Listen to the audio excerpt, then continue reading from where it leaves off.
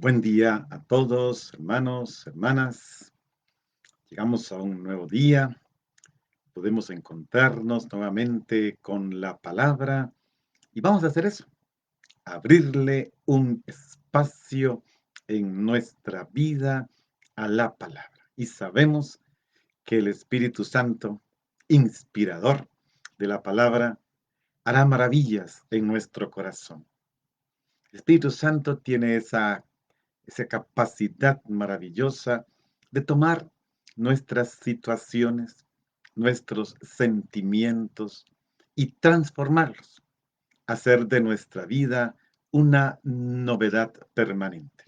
Eso sí, para que esto acontezca, tenemos que dejarlo realizar, tenemos que dejarlo actuar, abrirle, como decía San Juan Pablo II, de par en par las puertas de nuestra vida. Y creo que ustedes y yo queremos hacer eso, abrirle al Espíritu Santo nuestra vida para que su palabra, la palabra del Señor, actúe firmemente en nuestra vida, que sea ese viento fuerte del Espíritu Santo que arrase con todo aquello que no nos permite crecer para entrar precisamente en lo que es del Espíritu.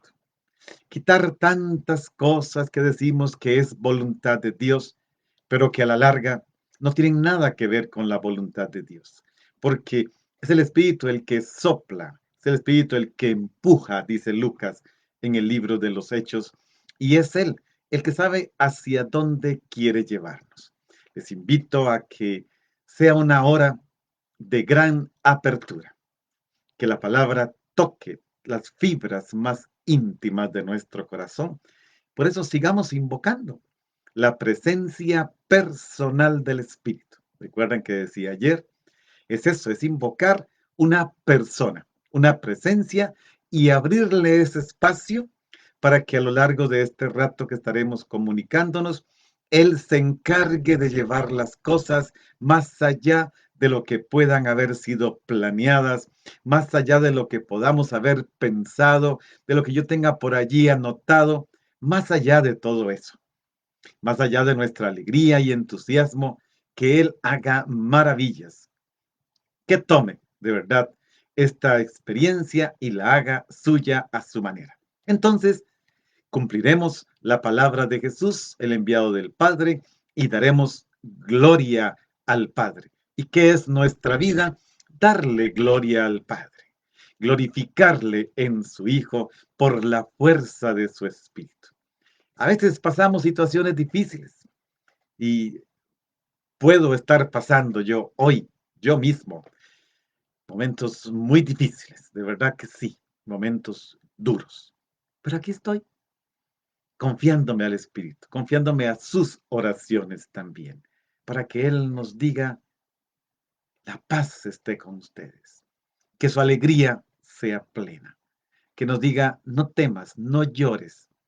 En fin, tantas cosas maravillosas que el Señor puede hacer en nuestra vida si lo dejamos. Bien, hoy tenemos un texto muy bonito, pequeñito también, siempre en la línea de lo que venimos analizando, que es los discursos de despedida de Jesús. Hoy continuamos con el segundo discurso. Dijimos segundo o tercero. Ya estamos más bien en el tercer discurso de despedida de Juan. El capítulo es capítulo 16, versículos del 5 al 11. Ayer habíamos tomado la última parte del capítulo 15 y los primeros 4 versículos de capítulo 16. Hoy, Juan 16, del 5 al 11. Un texto también muy hermoso. Es un poco conflictivo ya desde el punto de vista literario, pero no vamos a meter en esas cosas. Nos quedaremos en el mensaje que podamos sacar.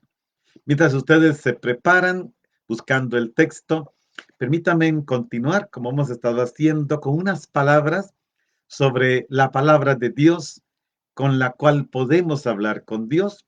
Ayer y hoy también quiero hacerlo. Veamos el asunto del pecado como falta de escucha a la palabra de Dios. Porque hoy el texto nos va a hablar precisamente de eso.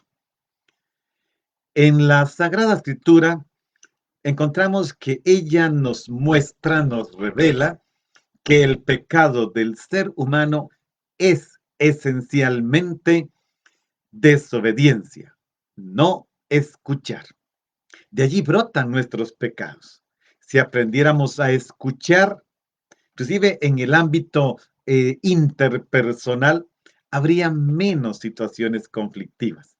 En el caso de la palabra de Dios, la escuchamos y la obedeceríamos, pero como no la escuchamos o no queremos, entonces vamos al pecado. Y precisamente la obediencia radical de Jesús hasta la muerte en cruz desenmascara totalmente este pecado. Obediente hasta la muerte y una muerte en cruz, dice San Pablo en Filipenses 2, versículo 8. Y con esta obediencia hasta la muerte se realiza la nueva alianza entre Dios y el ser humano. Ya no con las tablas de la ley, sino con la vida que da el Espíritu Santo que habita en nosotros porque fue derramado en nosotros. Pero además de eso, se nos da la posibilidad de la reconciliación.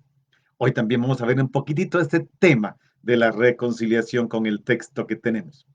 Jesús fue el enviado del Padre como víctima de expiación por nuestros pecados y los del mundo entero, como dice la primera carta de Juan 2:2, ofreciéndonos así la posibilidad misericordiosa, inaudita de la redención y el comienzo de una vida nueva en Cristo. Pues hay que escuchar a Cristo.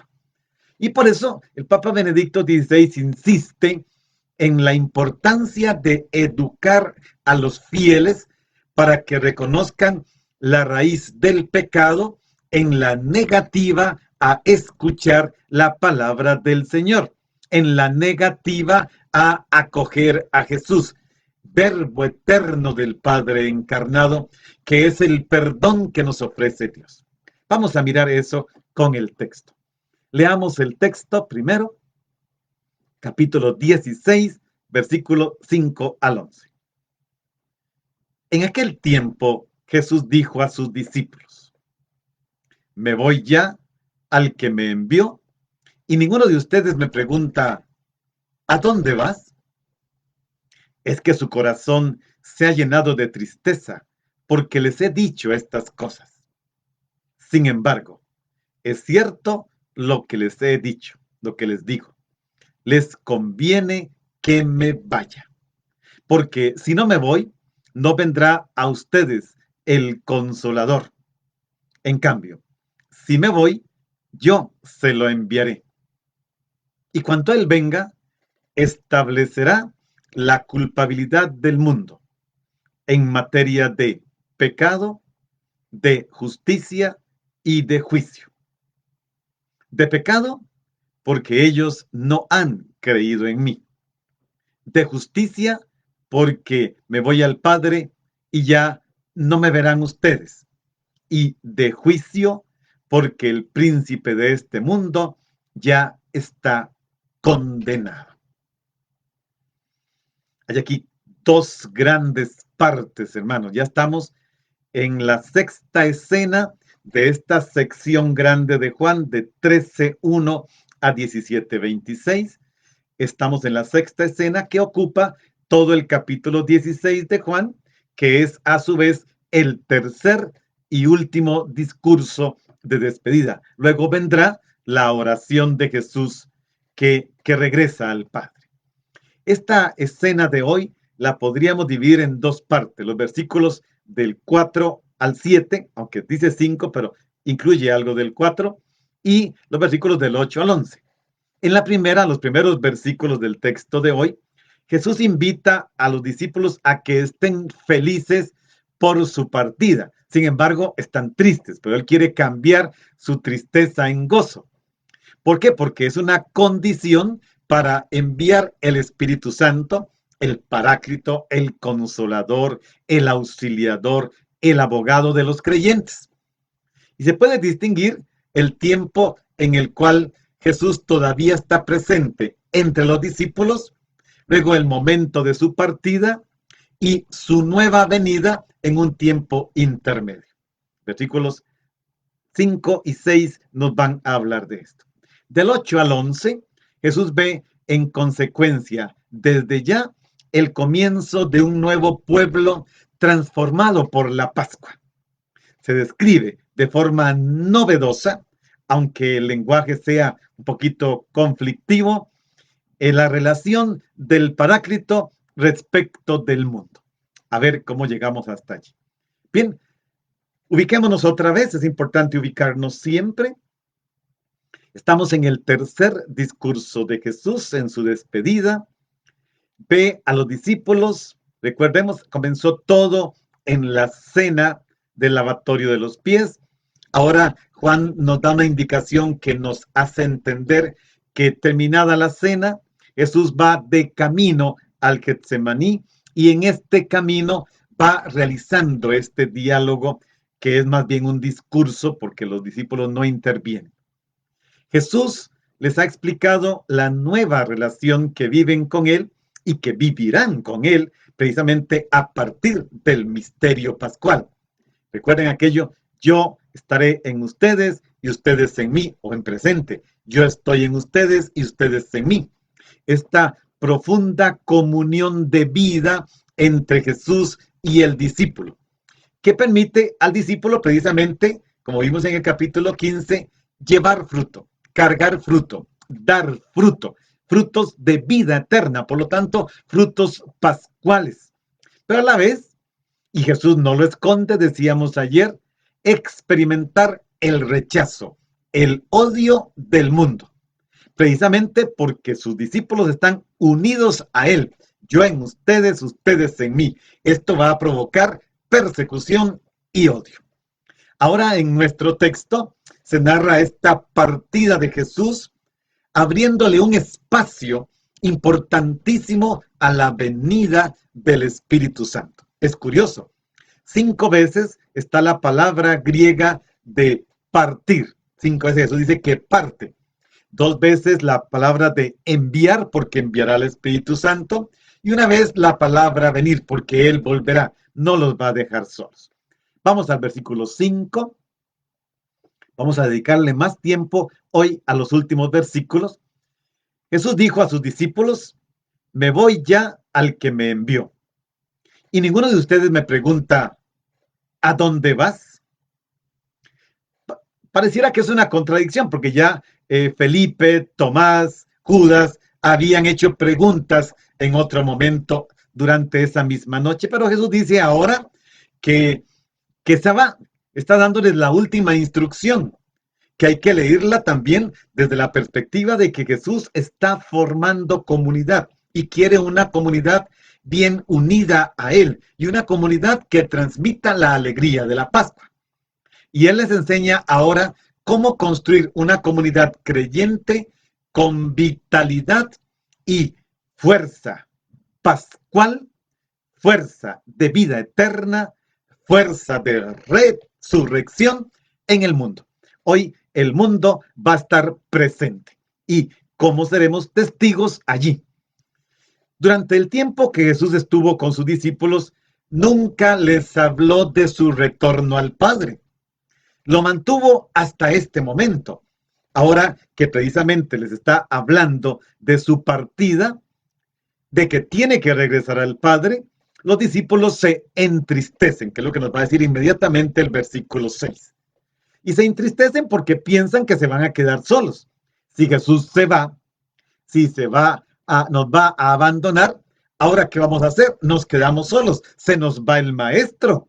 Aquel en el que, como dijo Pedro en el capítulo 6, hemos creído que tú tienes palabras de vida eterna. ¿A quién vamos a ir? Y se quedaron con Él. Y ahora reciben la noticia de que Él se va a ir.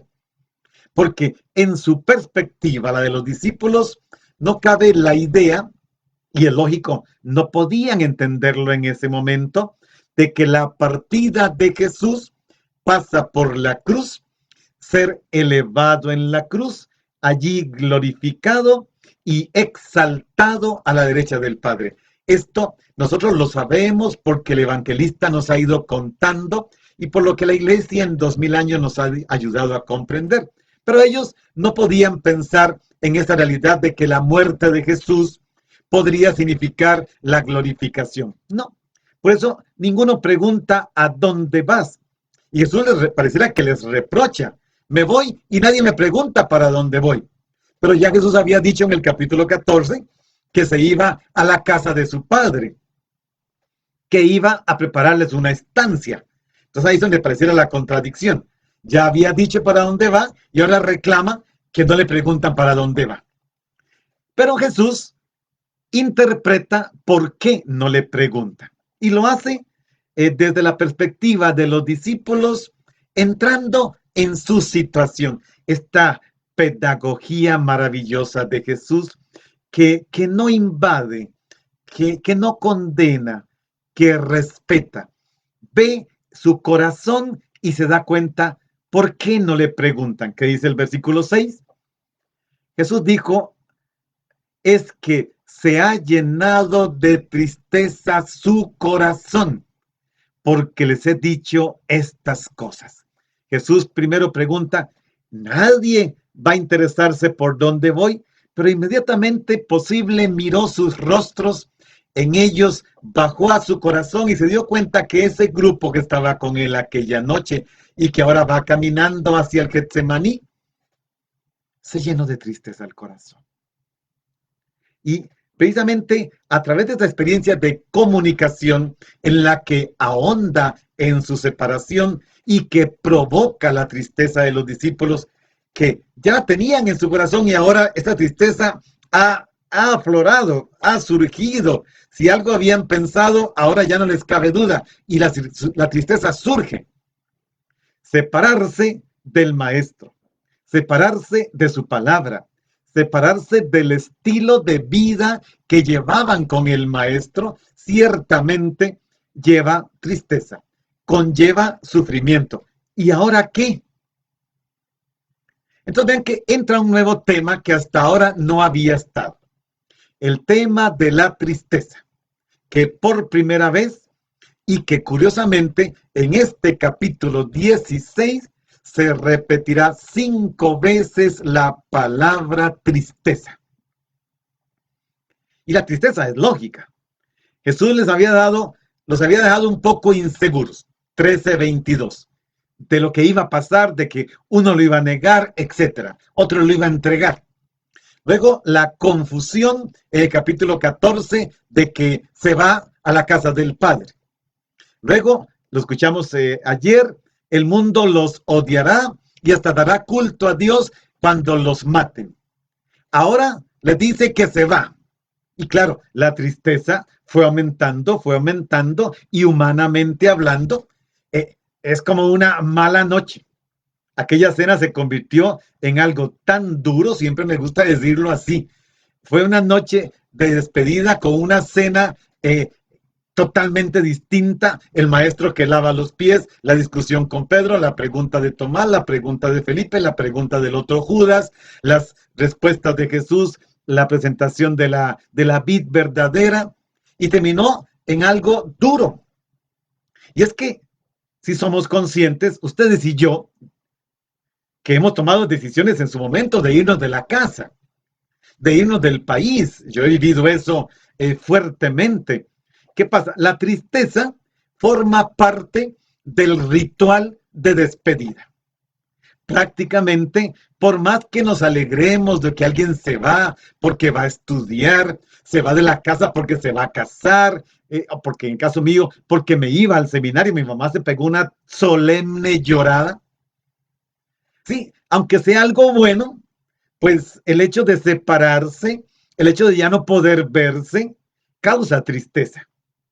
Y cuando se hace esta despedida en comidas, pues la comida tiene un sabor amargo porque causa tristeza, te vas. Y a veces tenemos eso, que para comunicarle a alguien que nos vamos lo hacemos en media comida.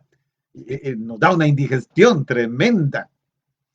Los que se quedan, porque solo uno se va o dos, se quedan llenos de tristeza. ¿Por qué? Porque hay que despedirse de aquella persona que en el caso de Jesús fue el que nos llamó, fue el que nos condujo, se convirtió en el maestro, nos reveló al Padre, nos llamó, ustedes son mis amigos, yo los elegí, les dio palabras de consuelo y ahora dice, me voy.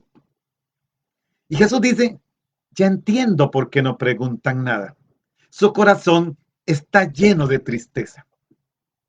Sin embargo, Jesús no es un sentimentalista. Jesús tiene sentimientos, pero no es un sentimentalista. Lo vimos en el caso de Lázaro con la muerte. Le avisaron a tiempo, se quedó por allí más tiempo, vino y manejó el asunto, y aunque expresó sus sentimientos, no es un sentimentalista, son dos cosas distintas. Jesús le dice, sí, tengo que irme, su corazón está triste, pero tiene que explicarles por qué se va. Versículo 7. Sin embargo, es cierto, el texto griego dice, es verdad lo que les digo. Les conviene que me vaya, porque si no me voy, no vendrá a ustedes de ningún modo el Consolador. Y si me voy, yo se lo enviaré. Ya que Jesús dice, hay una condición necesaria. Tengo que dejarlos. Tengo que irme para que pueda venir el Espíritu Santo. Jesús y el Espíritu Santo Paráclito se distinguen recíprocamente en el tiempo y el espacio. Uno viene después del otro. Para que venga el Espíritu, es necesario que Jesús regrese al Padre, si no, no vendrá. El Padre envía al Hijo, el Hijo envía al Padre, o si quieren el Padre y el Espíritu Santo, o si quieren el Padre y el Hijo envían al Espíritu Santo. Pero es una decisión. Cuando Jesús esté de nuevo en su gloria, vendrá el Espíritu. ¿Y qué fue lo primero que hizo Jesús cuando resucitó y se encontró aquel grupo de gente miedosa a puertas cerradas porque temía a los judíos? La paz esté con ustedes.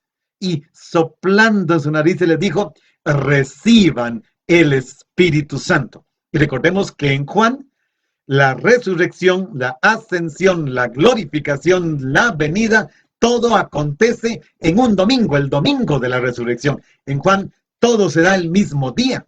Ahora Jesús glorificado se encuentra con ellos y les dice, reciban el Espíritu Santo.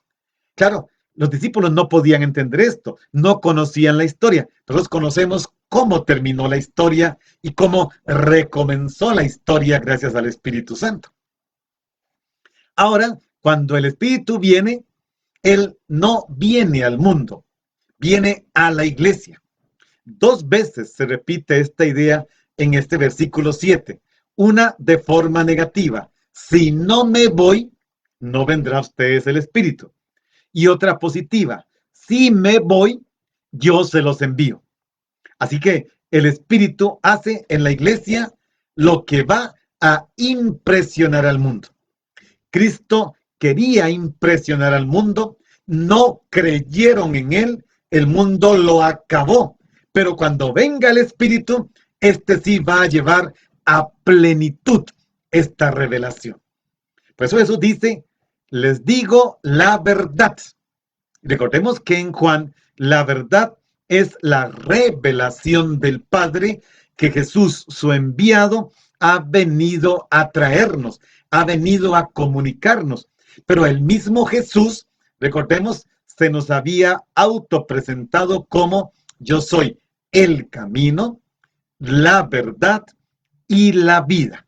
Por lo tanto, aquí la expresión les digo la verdad no tiene el mismo sentido que hemos visto cuando Jesús dice en verdad les digo. Aquí no dice así. Aquí dice les digo la verdad. Cuando es en verdad les digo, significa esto es así, es un juramento, tienen que creerlo, va a pasar. No, aquí les dice, les digo la verdad, que es, en este caso, una afirmación de que es verdadero lo que les está diciendo, que dice la verdad de una vez por todas y que equivale a decir, es verdad lo que les digo. O sea, les estoy revelando la verdad que les conviene. Y les conviene que me vaya, porque les conviene que venga el Espíritu Santo, porque les conviene para que sean testigos en el mundo. Eso es lo que Jesús quiere decir con esto. El contenido es la revelación del envío del Espíritu Santo. Jesús está tratando de quitar la tristeza, disipar la tristeza que se anidó en el corazón de los discípulos al escuchar que se van a quedar ausentes de su presencia. Y por eso está explicando con palabras muy claras la finalidad, el objetivo de que regrese al Padre. Si Él no parte, el Espíritu, aquí puso, no pone palabra Espíritu, pone el Paráclito, el Consolador, el abogado defensor, no vendrá. Pero esta partida implica que es necesario que Él muera para que resucite y retorne al Padre y pueda enviar el Espíritu a sus discípulos. Entonces, la partida, que a la vez es separación, es la condición necesaria para que venga el Espíritu Santo. Desde el punto de vista o la perspectiva de Jesús, no hay ningún momento en el que los discípulos se van a quedar solos, porque dice que a su ida corresponde la venida del Espíritu Paráclito. ¿Qué podríamos decir? El momento, si podemos decirlo así, en que los discípulos se quedarán sin la presencia de Jesús es desde la noche del jueves, en Juan fue la noche del jueves, de la noche del jueves al amanecer del domingo, cuando Él reposa después del juicio, reposa en la tumba, reposa en la muerte y luego resucita. Una vez resucitado, les traerá el don del Espíritu, que es el don también de la reconciliación. Reciban el Espíritu Santo. A los que perdonen los pecados, les quedarán perdonados. A los que no, no. Es toda esta experiencia. El Padre ha enviado a Jesús. Ahora Jesús envía al Espíritu Santo para que permanezca con ellos y es su nueva presencia. Ya no verán físicamente a Jesús, pero el Espíritu Santo estará allí, sobre todo precisamente en la palabra de Dios. Palabra de Dios escrita, palabra de Dios oral, palabra de Dios que se transmite a lo largo de los siglos. Y en esta palabra, el Espíritu Santo que ilumina a la comunidad creyente hace visible el rostro de Cristo. Y esto es muy hermoso, hermanos, porque cuando tomamos el texto bíblico, la palabra de Dios, que es un libro, es una obra literaria inspirada por el Espíritu Santo, pero obra literaria, porque puedo leerla con géneros literarios, con formas y modos narrativos. Al leerla, bajo la acción del Espíritu Santo, esta palabra me revela el rostro de Cristo. Esta palabra me dice, Cristo sigue presente en la palabra, en los sacramentos, en la comunidad, en el testimonio y tantas otras formas. Por lo tanto, el tiempo de la soledad, del abandono, si es que se puede hablar, sería ese tiempo entre la negación de los discípulos y la resurrección de Jesús. Juan enfatiza en todo caso la seriedad de la muerte de Jesús. Es necesaria, así como es necesario despedirse. Es necesario tomar distancia por un breve tiempo para que Jesús retorne al Padre pasando por la elevación de la cruz, regrese a donde estaba antes de la fundación del mundo. Los discípulos siguen en el mundo, pero el Espíritu Santo será el que permanezca en contacto con ellos. Entre el cielo y la tierra no habrá una separación. El Espíritu Santo une cielo y tierra. Así como lo hizo en el momento de la encarnación, el Hijo eterno del Padre, que vivía en el ámbito de Dios baja, y el ser humano que vivía en el ámbito humano suben y se encuentran los dos y se da, como decía mi querido teólogo, que fue profesor en la universidad donde yo estudié, Karl Rahner, este maravilloso intercambio. Él decía, wunderbare Austausch, es esta experiencia maravillosa del intercambio que realizó allí. Vamos a avanzar al versículo 8. Y cuando venga Él, el Espíritu, el Paráclito, establecerá la culpabilidad del mundo en 3 aspectos: pecado, justicia y juicio, al menos en esta traducción. Entonces ven que el envío del Espíritu Santo no solamente consolará a los discípulos ahora tristes, no solamente iluminará la comprensión de la palabra, no solamente dará testimonio de Jesús ante el mundo, sino que va a actuar como un juez. De hecho, la palabra paráclito viene de parakaleo, 2 palabras griegas, que es llamar a alguien junto a uno, llamar a alguien que se siente a mi lado. Eso es lo que hace precisamente un abogado. ¿Qué hace el abogado? Se sienta a mi lado, se sienta muy cerca de mí para poder allí ir conduciendo el proceso, para ir pasándonos palabritas, frasecitas ahí casi al oído. El Espíritu Santo es el Paráclito, el que viene llamado, enviado por el Padre, y se sienta a mi lado para allí irme indicando cómo vencer al mundo. Es algo, la palabra es maravillosa, pero si nos quedamos en esta palabra nos quedaríamos toda la hora, y entonces mejor dejémoslo hasta ahí. Entonces, este Paráclito viene presentado como el acusador, con la idea de un juicio en el proceso que se realiza ante Dios, en el cual el imputado es el mundo. ¿Por qué? Porque el mundo, por un juicio, veremos que el Evangelio de Juan narra la vida de Jesús como un juicio, sobre todo en la narración de la pasión. El mundo es culpable. ¿Por qué es culpable? Porque condenó a muerte a Jesús. El Espíritu enviado por Jesús mostrará al mundo qué son el pecado, la justicia, el juicio, probará el mal comportamiento del mundo en la culpa de haber juzgado y condenado a Jesús. Por eso le enseñará al mundo, lo convencerá de que su pecado consiste, lo primero, en haberse negado a creer. ¿Recuerdan cómo comencé hoy?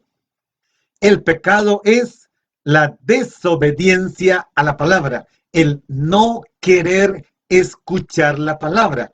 Porque si la fe viene de la predicación, como dice Pablo, el no escuchar la palabra, el no escuchar la proclamación, el no escuchar la predicación, me impide creer en Jesús. Es no querer escuchar a Jesús, no querer hacer caso a Jesús. Esta enseñanza al mundo es para convencerla, pero además de otra cosa, de que el jefe de este mundo ya ha sido juzgado, ya ha sido condenado. Lo veremos en el versículo 11, ahí cuando lleguemos. Hoy vamos a llegar, yo creo que sí.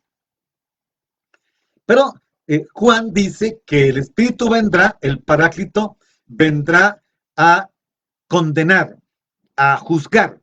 El verbo que está en griego se puede traducir por investigar, interrogar, poner a prueba, sacar algo a la luz, hacer que algo que estaba escondido se vea, ofrecer una prueba de culpabilidad. ¿Qué hace un abogado?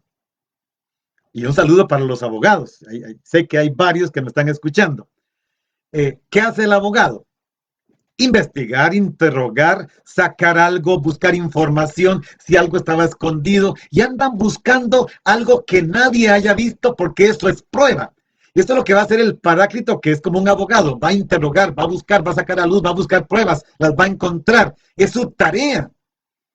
Por eso, en el plano jurídico, la noción de justicia que más concuerda es la declaración de culpabilidad o de inocencia en un juicio. ¿Qué hace el juez? Declara culpable o inocente. Y esta es, curiosamente, la única vez en Juan que aparece esta palabra, justicia. Solo aquí, en este versículo 8 del capítulo 16. Fuera de aquí no está la palabra justicia, aunque aparece en otros lugares el término justo. Pero justicia únicamente aquí en todo el Evangelio de Juan. Y esto nos lleva a pensar qué es lo que Jesús quiere comunicarle a los discípulos y a nosotros hoy. Ahora bien, el sentido de presentar pruebas, y sobre todo pruebas que sean irrefutables acerca del pecado del mundo, de la justicia y del juicio, es para mostrar y revelar en el interior de los creyentes a Cristo glorificado. Porque si el mundo es culpable porque no creyó, casi como Jesús dijera, ustedes se revelarán no como parte del mundo, aunque siguen en el mundo, lo veremos después en otro capítulo que vamos a tener. Pero ustedes, si han creído, no son parte del mundo, no serán juzgados.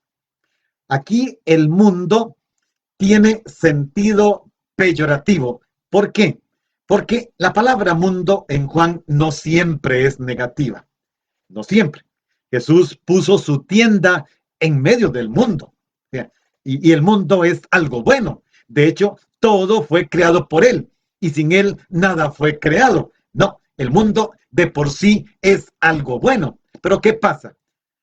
Cuando se usa de forma negativa, indica la humanidad en su globalidad que se opone a Jesucristo, que lo acusa, lo juzga y lo condena a muerte. El mundo entonces que odia a Jesucristo, recuerdan, lo vimos ayer, en estos días, que odia a Jesucristo y odia a los de Jesucristo porque están unidos a Él como las ramas están unidas al tronco de la planta. Entonces aquí la justicia está unida a cuanto Jesús ha afirmado, ha revelado de sí mismo. Y respecto a la finalidad que está comunicándonos hoy de su necesidad como condición de regresar al Padre para que se envíe el Espíritu Santo. Él, Jesús, explica su glorificación como un camino de retorno al Padre, como un camino de partida al Padre, como un camino de éxodo al Padre. ¿Y los discípulos qué pasa ahora? Ya no lo podrán ver. Y tenemos que imaginarnos, hermanos, que si el Evangelio se escribió a finales de la última década del siglo I, estas comunidades y las comunidades de principios del siglo II ya no ven a Jesús. Pensemos que para esa época habían muerto todos los testigos oculares. Y por lo tanto, ya los discípulos no lo pueden ver. Y aquellos discípulos de fin y principio de siglo no lo veían. El autor del Evangelio quiere mostrarles que aunque ya no lo pueden ver, hay una presencia distinta del Jesús terreno en medio de la comunidad. Y el Jesús que está a punto de entregarse y de sumergirse en esta noche de la entrega, de la muerte, de la sepultura, está cumpliendo totalmente la voluntad del Padre, aunque esto implique que ya no lo verán. Y nosotros no lo vemos. Pero el Espíritu Santo, por mediación de la palabra, los sacramentos, la iglesia, etcétera, nos revela la presencia continua de Jesús en medio de nosotros. No podemos pretender nosotros encontrarnos con Jesús cara a cara. Pues hay que tener mucho cuidado con ciertas devociones. Mucho cuidado. Jesús está presente en la palabra, está presente en los sacramentos, está presente en la comunidad, está presente en la iglesia. Y allí, en el amarnos unos a otros como Él nos amó, los demás verán la nueva presencia de Jesús por su Espíritu Santo que produce esta fraternidad. Ya no los llamo siervos, sino amigos. Esta palabra que tanto insistió Juan en el capítulo que vimos anteriormente. Ahora bien, dice el versículo 9, de pecado porque ellos no creen. Está en presente este verbo. De pecado porque ellos no creen. Jesús dice que el Espíritu convence al mundo en lo referente al pecado porque no creen en Él. Y hermanos, una persona que no tiene una fuerte experiencia de Dios no tiene sentido del pecado. Todo le parece normal. Y como no tiene el encuentro personal y comunitario con Cristo, tenemos que ser muy cuidadosos. No la podemos juzgar. No estamos autorizados a juzgar a nadie si no hemos hecho algo para presentarle, más que con nuestras palabras, con nuestro testimonio de vida, la presencia viva y resucitada de Jesucristo que se hace vivificadora por la acción del Espíritu Santo. No puedo condenar a alguien que viva en el pecado como algo normal si no he hecho algo para que se encuentre con Cristo. No estamos autorizados para eso. Pero, ¿qué pasa? Esta persona que no lo ha hecho, entonces no tiene sentido del pecado. Porque Jesús dice, en materia de pecado, si no tengo un encuentro con el Evangelio, con la palabra, no tengo sentido del pecado, todo parece normal. Quisiera tomar unas palabras que recordé al preparar esto, bellísimas. Ayer celebrábamos los 100 años del nacimiento de Juan Pablo II y él tiene un documento muy lindo que se llama Reconciliación y Penitencia, que en el número 18 dice, y porque lo dice tan bien, quiero usar sus palabras. Dice así el Papa: la pérdida del sentido del pecado es una forma o fruto de la negación de Dios. Esta es una primera acepción. La pérdida del sentido del pecado es la negación de Dios. Pero no solamente los que se declaran ateos y dicen Dios no existe. Eso es una rama, una dimensión. Es que hay otra forma de ateísmo que hace que se pierda el sentido del pecado, y es la sociedad secularizada, la sociedad secularista, a la cual no le importa nada. Y vean las palabras que dice, estas me interesan mucho. Si el pecado es la interrupción de la relación filial con Dios para vivir la propia existencia fuera de la obediencia, eso, interrumpir la relación de hijo con el padre para vivir fuera de toda obediencia. No quiero nada con Dios porque no quiero obedecer, rompo con Dios.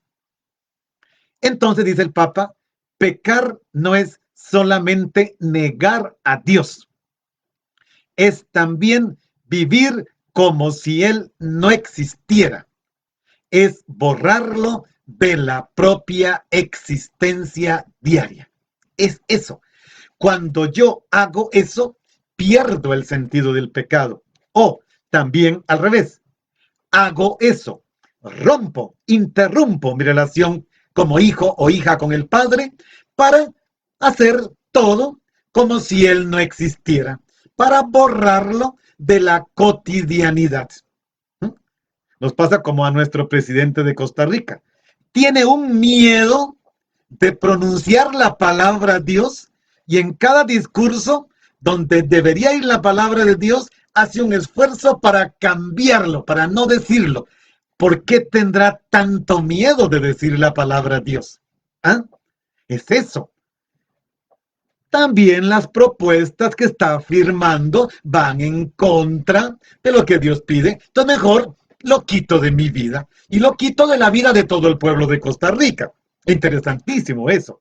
Nos hace padecer a todos su situación. Les invitaría a que luego sigan leyendo este numeral 18 de reconciliación y penitencia que está en internet, así se llama, y ahí lo pueden bajar, para no detenerme en todo. Y seguir con nuestro texto, porque ven que es un texto muy condensado. Hoy ni he hecho oración para ver si podemos terminar. Entonces, el Espíritu ofrecerá al mundo la prueba del pecado que ha cometido precisamente en relación con Jesús y se lo manifestará. Es culpable de haber condenado a muerte a un inocente. Recordemos que en el Evangelio de Juan, Pilato insiste hasta 3 veces en que Jesús es inocente. Luego no se mantuvo en la palabra porque lo condicionaron, pero para Pilato, que es el que está emitiendo el juicio, 3 veces insiste en la pasión de Juan que Jesús es inocente. No encuentro en él ninguna culpa. No tengo ningún motivo para condenarlo a muerte. Entonces, el Espíritu Santo se encarga de esto, mostrar lo que se ha hecho con Jesús. Se trata del pecado de la incredulidad. El pecado del que habla el Evangelio de Juan se refiere con la mayor parte de las veces al pecado de no creer en Jesús. Recuerden que hemos insistido hace ya 8 semanas en la importancia del verbo creer en el Evangelio de Juan y no me cansaré de volver siempre a este verbo. En este texto concretamente y en este versículo 9 del capítulo 16 se puede muy bien leer así: el Paráclito proveerá, recordemos, dijimos un abogado, la prueba de que el mundo no ha creído en Jesús. ¿Cuál es la prueba de que no creyó? Lo mató a un inocente. Y hay un detalle interesante. Jesús no dice, no habla de pecados, habla del pecado en singular. La tarea de la comunidad centrada en el Señor resucitado no es, y aquí cuidado, no es atacar a la gente acusándola de sus pecados. Recuerden que dije, no podemos acusar a alguien si no se ha encontrado con Cristo. A un hermano que se encontró con Cristo, tenemos que corregirlo.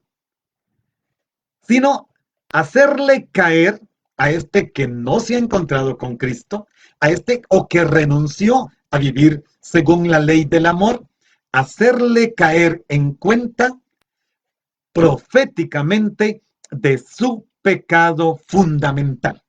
Y es esto, precisamente cuando la iglesia en su acción pastoral, en su programa proceso evangelizador, tiene un momento que se llama la animación misionera, donde proclama el querigma, lo que pretende es esto, hacerle ver misericordiosamente al que escucha que está viviendo en una situación de pecado, ofreciéndole el misterio pascual de Cristo, la posibilidad de creer en el Hijo de Dios y de entrar en un proceso de conversión para que viva la vida de Cristo. Entonces, se trata no de denunciar condenando, sino de denunciar haciendo caer en la cuenta al otro de su situación de pecado. Por eso cuando decía de nuestro presidente, lo que me preocupa, lo interesante es que no dice la palabra Dios. Pero no estamos diciendo que lo que está haciendo él sea todo una aberración, no.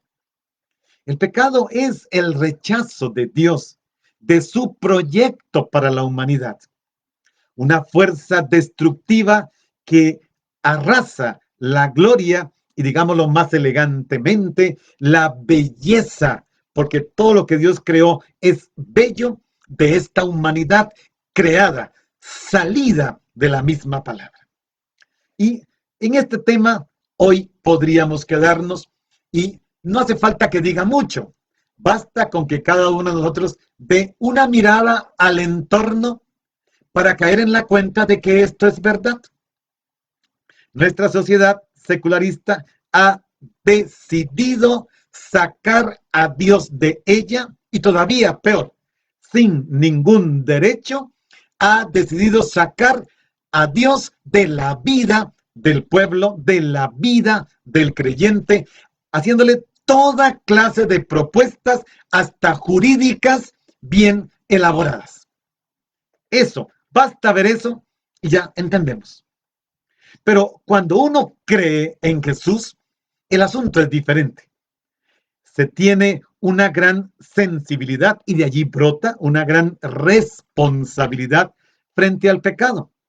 Una comunidad que se ha encontrado con Cristo es una comunidad de bautizados, una comunidad viva, una comunidad reunida en torno al amor de unos por otros y por lo tanto renovada, transformada, donde el pecado ya no tiene poder en la vida y dignidad de las personas que han creído en Jesucristo. Y esto es lo que tenemos que nosotros buscar, precisamente, si nos llamamos creyentes. Vamos al versículo 10. Segunda cosa. En materia de justicia, porque me voy al Padre y ya ustedes no me verán. Ya vimos la primera en el pecado. Ahora viene esta otra palabrita, justicia, que ya dijimos, solo aquí aparece en el Evangelio de Juan. La justicia se puede traducir por rectitud. ¿Qué es ser justo? Es ser recto. ¿Qué es ser recto? Es estar en buenas relaciones con Dios. ¿Qué es estar en buenas relaciones con Dios? Ser justificado por el misterio pascual de Cristo. ¿Qué es estar justificado? Ser santificado. ¿Qué es ser santificado? Vivir continuamente lo que nos dio el bautismo, la gracia de ser cristianos. En el Antiguo Testamento, este término está en relación íntima precisamente con santidad. O sea, una persona en buenas relaciones con Dios, una persona íntegra a los ojos de Dios, pero también del mundo. Precisamente por eso Jesús nos decía ayer, los van a expulsar de la sinagoga. Nos decía ayer, los van a odiar por mi causa. ¿Pero por qué nos odian? Porque nuestro estilo de vida es distinto. Si vivimos como vive todo el mundo nos abraza, el mundo nos hace lobby. No. Solo podrá estar en contra cuando seamos distintos. Y esto incluye el modo de vida, incluye el vocabulario que tanto insiste Pablo, incluye la sensibilidad a la necesidad del otro. No es solamente santo en que ora mucho, va a misa y etcétera, se confiesa, pero luego en la calle, nada. No. Es un estilo de vida. Tiene que ser así. Y tiene que ser así, en esa dimensión. Por lo tanto, es esta experiencia de la buena noticia del Evangelio, es que uno no se hace íntegro, justo, santo, bueno por sí mismo. Siempre volvemos a este punto. La única manera de ser santos es ser coherentes con lo que creemos en Cristo y dejar que el Espíritu Santo haga lo que le dé la gana. Alguna vez lo dije, y lo digo porque la frase puede explicarlo. Dejar que el Espíritu Santo haga diabluras, es decir, que haga lo que le dé la gana. Deja que en tu vida irrumpa el Espíritu Espíritu te lance, te convierta en un loco, loca por el Evangelio, por la fraternidad, por la solidaridad, por la diaconía. Déjalo. Porque si no lo haces, te pasa lo de los discípulos del Evangelio de Juan, encerrados a puerta cerrada por miedo. ¿Qué hizo el Espíritu Santo? Lo sacó. Se trata de eso. Santificarnos es lo que Jesús hace en nosotros gracias a este envío del Espíritu Santo y por el cual tiene que regresar a su Padre. Vamos a la última frase, el último versículo para que podamos terminarlo y luego hacemos una oración. Tercer elemento, vivimos en materia de pecado, en materia de, ¿qué dijimos la otra? De justicia y ahora en materia de juicio. Porque la palabra griega se puede traducir por príncipe, pero la palabra príncipe para nosotros los latinoamericanos no tiene tanto sentido porque además no tenemos principados. La palabra que está en griego se puede traducir por gobernador. El gobernante de este mundo ha sido juzgado. Entonces Jesús dice que el Espíritu convence al mundo en lo referente al juicio, porque el gobernante de este mundo ha sido juzgado. El retorno de Jesús al Padre prueba que el mundo no tuvo la razón porque no creyó en Jesús.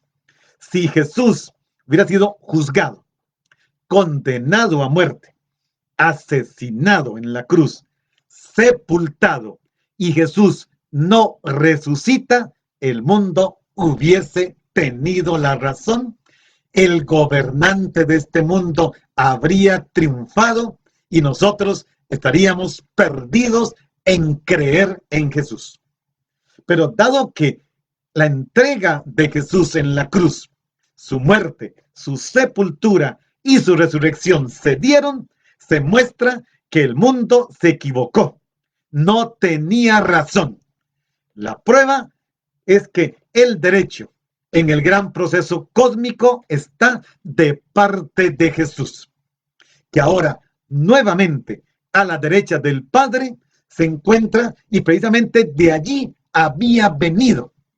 Esta es la prueba de la condenación del mundo. Jesús que muere en la cruz, que es levantado en la cruz. Vean cómo hemos insistido en esto, porque es que si quieres entender el Evangelio, contempla la cruz. Clava la mirada en la cruz. Quédate solo allí. Mira la cruz y trata de entender cómo el Hijo eterno del Padre encarnado está ahí crucificado por amor. Intenta eso. Jesús dice, contemplar. El Papa que instauró la fiesta, la Divina Misericordia, ¿qué le dice Jesús a Santa María Faustina Kowalska? Contemplar el misterio de mi pasión vale más que todos los sacrificios. Es que ahí está la salvación del mundo, lo que decimos el Viernes Santo. Mirad el árbol de la cruz donde estuvo clavada la salvación del mundo. Allí, Jesús, siendo levantado, ha vencido a Satanás. Ahí el Padre es glorificado. Ahí el mundo es rescatado. Ahí el gobernante de este mundo ha sido destruido completamente. El Paráclito, entonces el Espíritu, presentará las pruebas de que el juicio escatológico ya se ha llevado a cabo. El culpable ha sido condenado, ha sido juzgado. La palabra correcta es juzgar. Ha sido juzgado, pero con un detalle muy importante. En Juan, el verbo que está aquí para juzgar está de tal manera que es algo que ya se hizo, ya fue juzgado, pero que continúa juzgado. Siempre estas cosas en los verbos, nosotros que podemos hacerlo con el griego, es eso. Ya está juzgado, pero este juicio permanece para siempre. Esto tiene que darnos mucha confianza. Jesús nos dice, digámoslo así, el juicio ya sucedió de una vez para siempre. Y un cristiano que siga a Jesús en el Espíritu vive siempre en una increíble libertad, porque ya se sabe juzgado. Ahora podemos tener el gozo. El príncipe de este mundo ha sido destruido, juzgado ya, para siempre. Aunque en la práctica siga teniendo dominio sobre aquellos que no quieren escuchar la palabra ni creer en Jesús. Hermanos, hagamos un momento de oración y terminamos.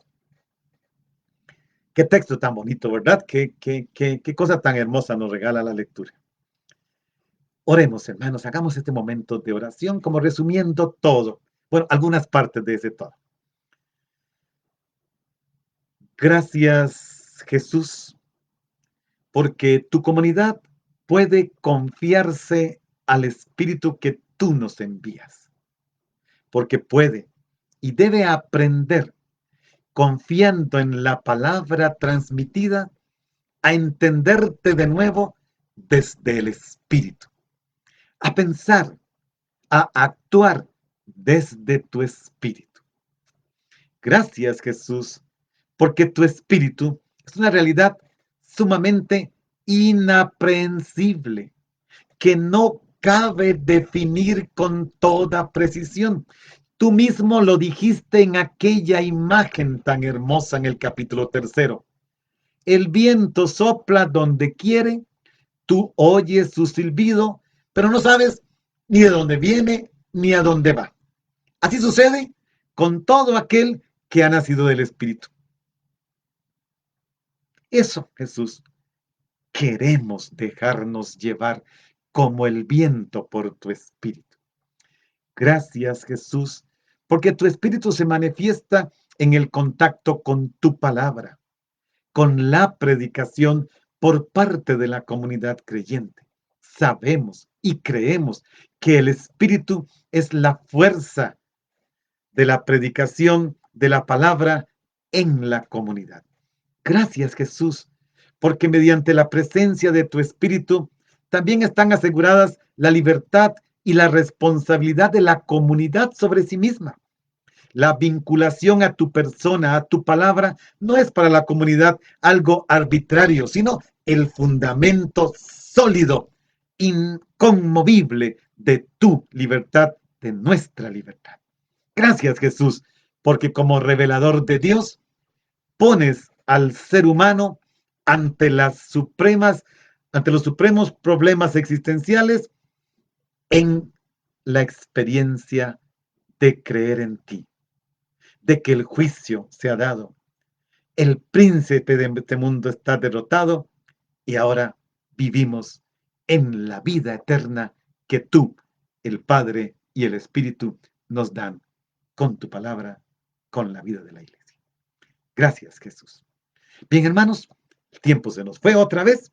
Espero que disfrutemos este texto, compartámoslo con aquellos que necesitan saber también esta palabra de Dios. Nos vemos mañana, si Dios quiere, a las 10 de la mañana. Pedamos al Señor su bendición en el nombre del Padre, del Hijo y del Espíritu Santo. A todos un feliz día. Nos vemos, si Dios quiere, mañana.